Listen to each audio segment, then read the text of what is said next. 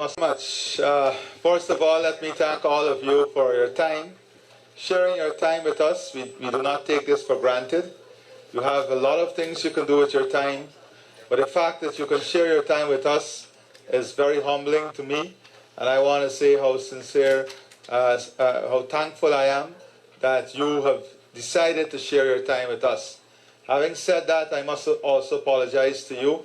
I know that our meetings are running at least an hour and a half behind schedule, and that is because we did not expect a few things. We did not expect that the tide will be so low that we had to change some transport arrangements, and we did not expect, these meetings were meant to be very small meetings, talking about some of the issues for the future. We did not expect some of these meetings to turn out to be such large community meetings, especially in the small islands in the Essequibo River. It was like a Red Army in those islands. So let me say that we are extremely pleased to be here this afternoon. Look, let me be very frank with you. I don't need to remind you about who the PPP, who we are. From the first day I assumed office as your servant, I was on the ground. I never came off the ground. Every single day in my presidency, except those days when I was doing international duties, I was in some community across this country.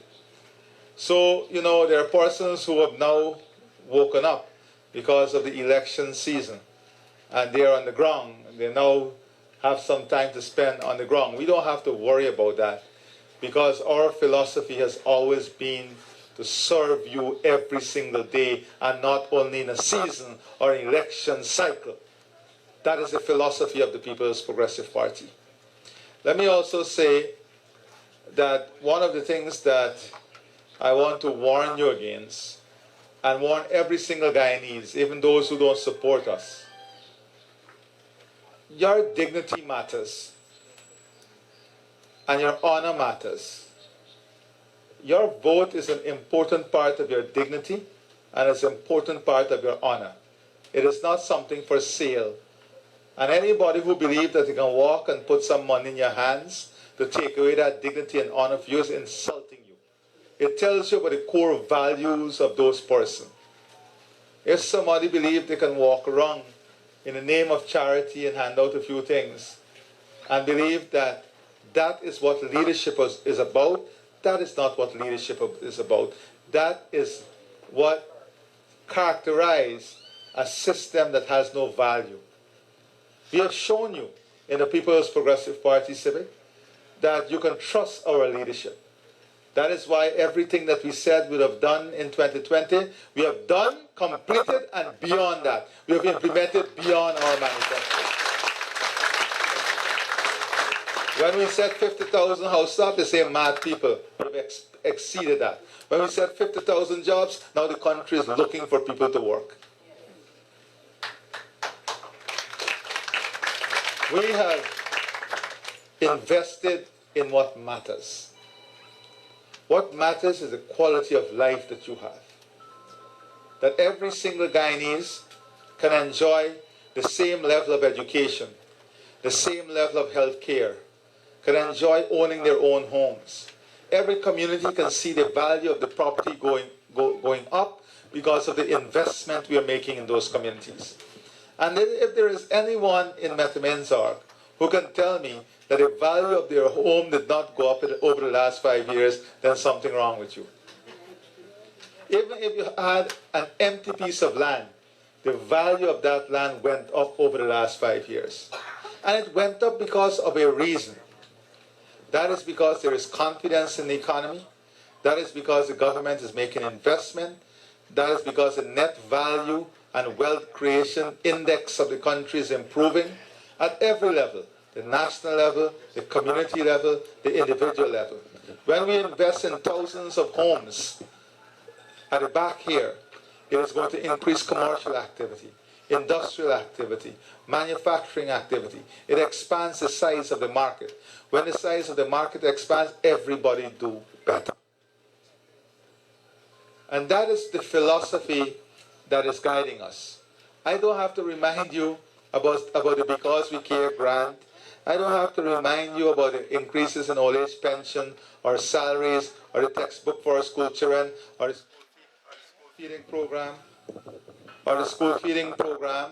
I don't have to remind you about the investment you're making in healthcare and education, the investment in roads, that your electricity cost is going to come down by half, that by the 1st of August you'll be driving across the bridge free of cost, that we're now investing in a new bridge. By the way, Region 3 should be voting overwhelmingly for the PPP just because of that one bridge. I don't have to remind you of those things. And I'm not here to remind you of those things. I'm here for a much larger conversation. I'm here because where we are heading in this country requires maturity in leadership. It requires steady leadership. It requires leadership with fundamental values. It requires understanding where Guyana needs to position itself. And it requires pursuing a set of policy that would enable us to grow prosperity at every level, the household level and the community level. And that is the conversation I want to have today. I want you to share your ideas. I want to share some of our ideas with you. Yes, I can close my eyes and tell you, in the next 5 years, you will have the best roads, the best streets, the best drains. We're going to concrete the drains. You're going to have street lights on every post. You're going to have a police outpost here. You're going to have more police on motorbikes riding around your community. Your entire community is going to have CCTV camera because of the Safe Country program. I can tell you that the main road going to the new housing scheme is going to be redone. I can tell you all of these things because it is going to be done. I can tell you that you will get more grants. I can tell you that you will get increases in pension, but more importantly, I can tell you that your water rate will not increase, your cost of electricity will come down by half, but more importantly, we have to have a deeper conversation of the future. A conversation that sets the groundwork and the framework as to how you will enjoy the best health care, the best education, about how your children will grow up in an environment where they would have very good wages and they can be the best they can be. There are very few countries, for a matter of fact, none at all in CELAC, who can have a policy that any single citizen who wants to be a nurse, once they have the basic qualification of becoming a nurse, which is basic qualification, then we are paying them a stipend whilst we train them with a degree and then guarantee them a job after the degree. There are very, very few countries that can do this. And we must not take this for granted. Any of your children, your child today can do this. Today, I'm telling you, the system has become so competitive. 30,000 scholarship under the Gold program. Very soon, in the next 5 years, every single person at the starting level will have a degree. We have constables who never had the opportunity of studying and having a degree. We have constables with degree now, constables with master's degree. We have never had so many PhDs, masters, law degrees or first degree, or diplomas in a diploma in the police force or in the army. Today, we are on a trajectory where people are coming back home. We have to ensure that we keep it stable and grow from where we are. And let me tell you how things would have changed. Yesterday, you will notice I gave a message to the children who wrote Common Entrance. Well, it's National Grade 6 Assessment. For me and you guys, it's Common Entrance, right? So there's a young lady, a young girl, 12 years old. And the parent asked me, can you talk to this child? Because she's disappointed. And they sent me the result slips. When I looked at the result slip, I saw one of the most brilliant young persons. Someone with the results that is saying that they have 99% in mathematics, 99% in science, 97% in English, and 93% in social studies. Now, in any education system, a child that shows you at 12 that they are 11, that they have scores of 99% in science and 99% in mathematics, that child is going straight into science. That is an ex-doctor, scientist, chemical engineer, or something you have there. But the system is so competitive that this child will be of an expectation that those marks should take them into Queen's College, one of maybe top 4 or 5 school. But with 95 and 96% overall, you go to other schools. So the competition is so intense. That is why the system of education must reflect what this competition requires. And what does the competition require? It requires us as a government to invest equitably in all the secondary schools across the country, so that every school will have the same labs, the same quality of teachers, the same quality of learning material, the same quality of teaching aid, the same quality environment that any student can enjoy, whether it's at Queen's College, Zeeburg, or any other school, so that they operate on an equitable platform and they can have the best education wherever they are and whichever secondary school they're in. And that is the investment. And that is the investment that we're going to make in ensuring this.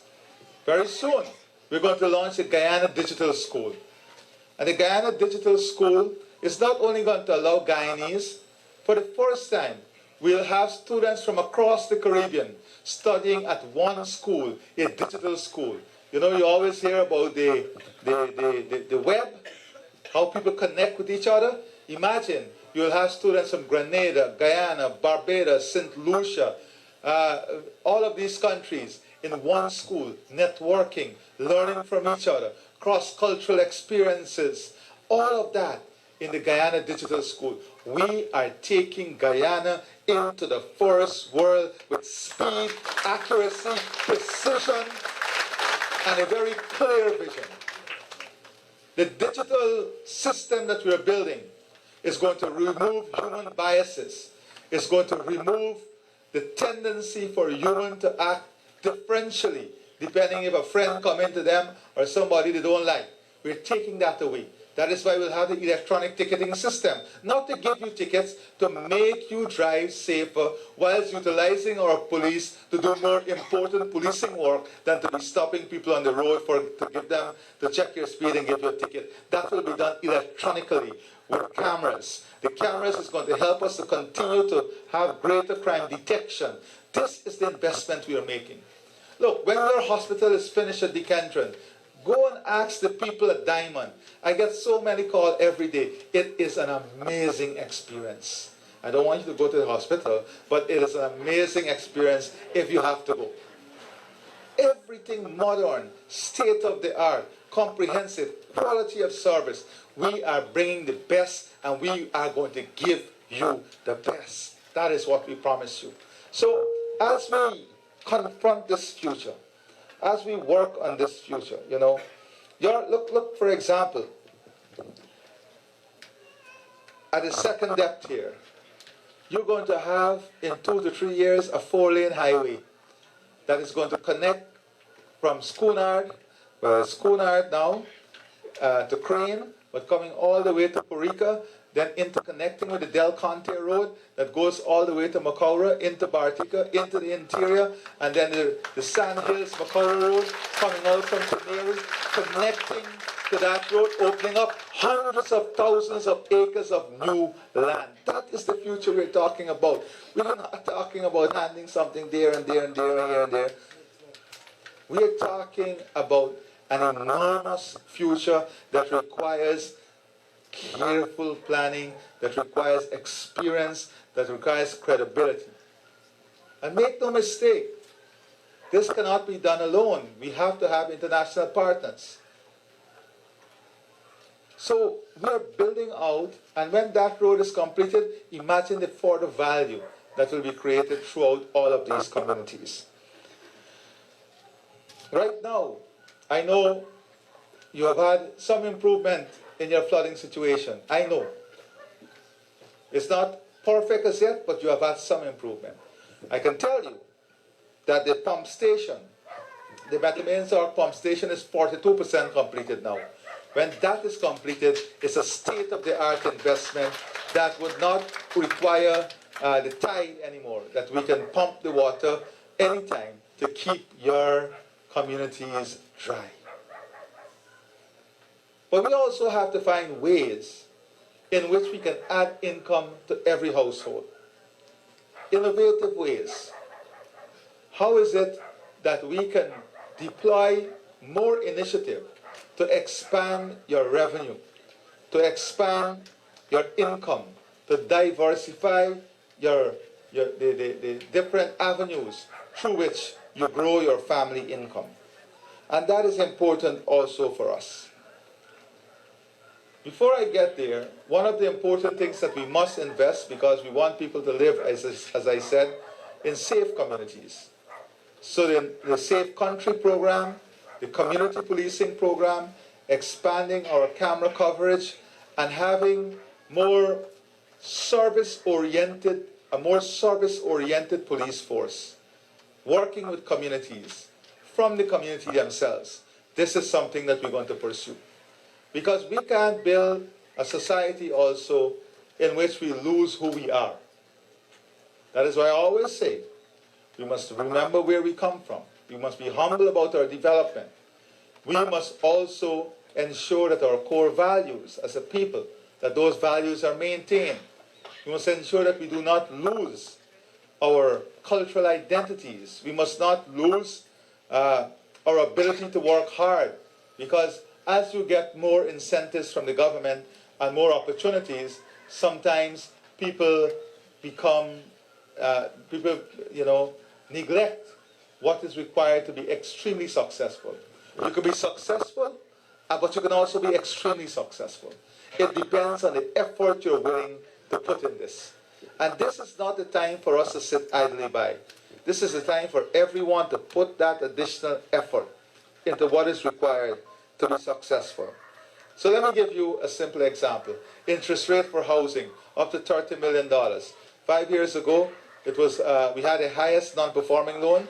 That meant people could not afford to repay the loan. That has changed. Interest rate for housing up to $30 million came down from 8.5% to less than 5% today.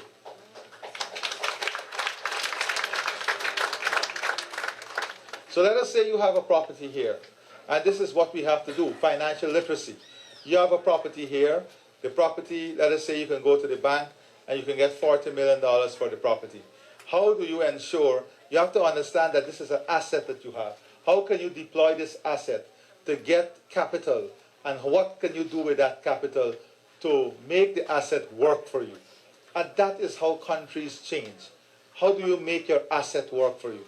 So we're going to create a vehicle. For example, the fertilizer plant that we're going to build. We want every Guyanese to own a share in that plant, because that will be a national asset that will be pushing our agriculture.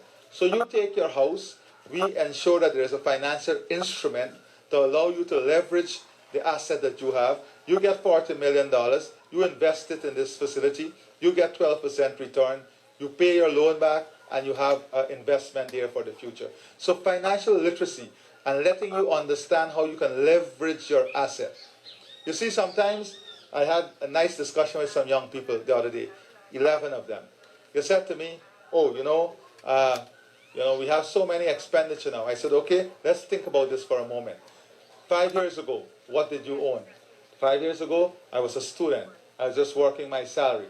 All right, what do you own today? Well, I own a car, I own a land, I'm now having a loan to pay down for a house. What they're not adding to the equation is that their net asset value is growing. 5 years ago, they did not own a car, they own a car now. That's a value. There's their value. Their asset position improves. They own a land now. So that land value is added. So what do? So you have to decide. If the cost of fuel goes up, then you own a car now. Unfortunately, you have to pay more for fuel. So what do? Do you drive less, or do you sacrifice the food in the supermarket? It's choices.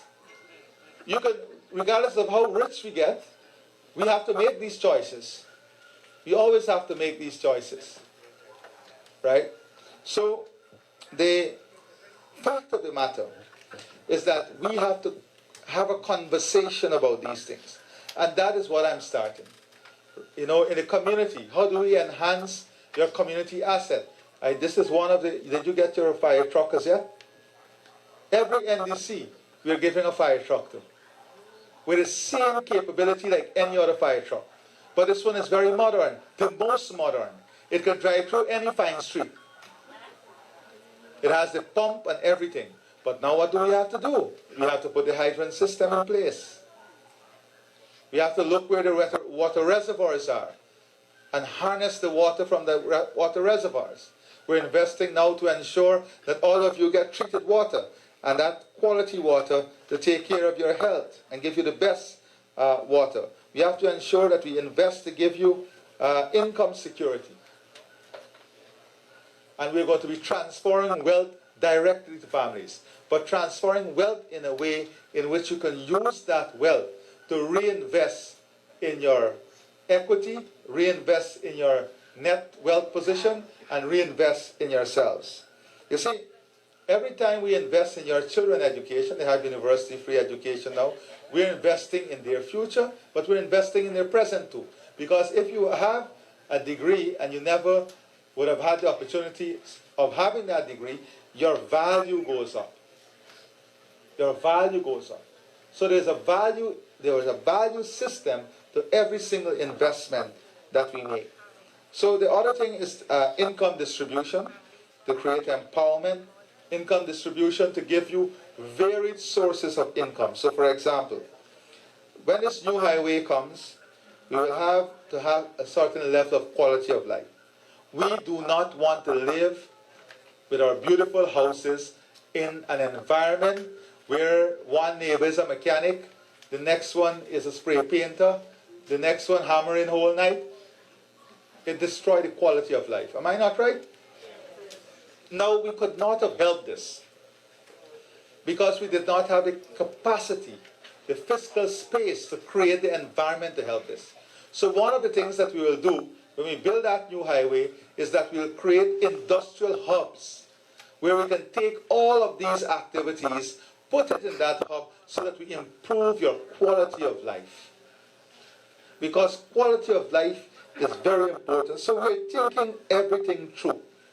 We're also going to be building commercial, industrial, and manufacturing hub at different growth pole and growth centers. And this, of course, with the big housing that is going on here, will be a major growth pole and growth center, creating opportunities, creating jobs for people. Then, importantly, we have all these big trucks and vehicles on the roadways. Dangerous. So we're going to create 3 parks, 3 national parking lots across the region, where we will lease spaces at very, very low cost.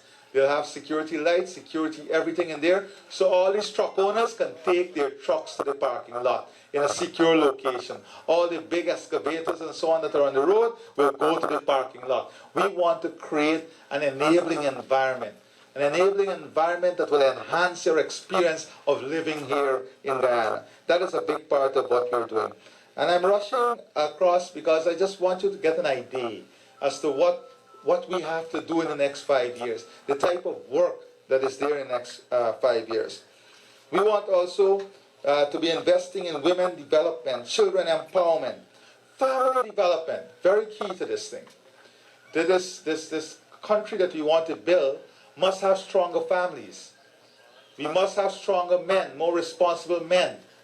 We must have families that are stronger in every single way. But to create stronger families, we have to create a stronger ecosystem, a stronger environment to support stronger families. Recreational facilities, grounds and parks, open space, green spaces, helping with mental health, helping with bringing families together, giving them a safe space. And the Forest City has been doing an enormous job with this. Look at what is happening in Castile, Windsor Forest, Lenora, Perica, the one that is coming over across the bridge.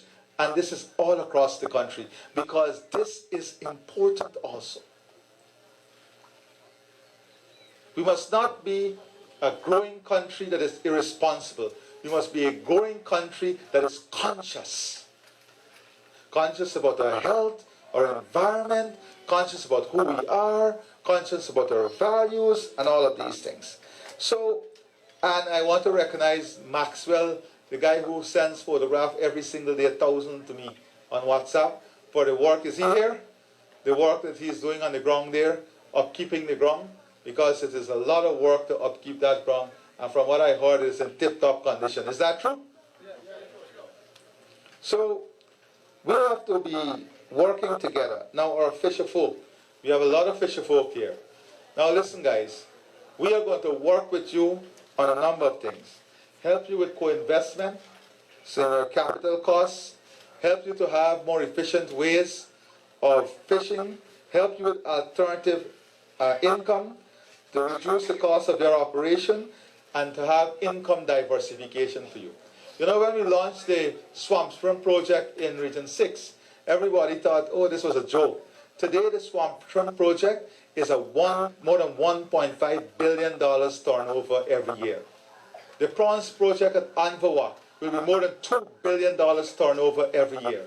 And those are the projects we want to pursue with you. We want to sit with you, develop these projects, and young people, we want young people involved. Because Guyana, we intend to be the leader in climate, be the leader in energy, and be the leader in food security. And now we're taking up a notch. We want to be the home of technology, innovation, analytical thinking, and critical thinking for the CELAC region. Because we're going to own the power of the future in technology, AI, and digital future. So that is where we're heading. I wanted to spend some time to let you understand this. You know, I don't need to go over with you that we have done a lot, and we take great responsibility. But I believe that we have done a lot to have your support, and we're thankful for that support. But the future is much more exciting. So let's move forward together in building this better Guyana. I will now stop here and give you an opportunity to share any ideas.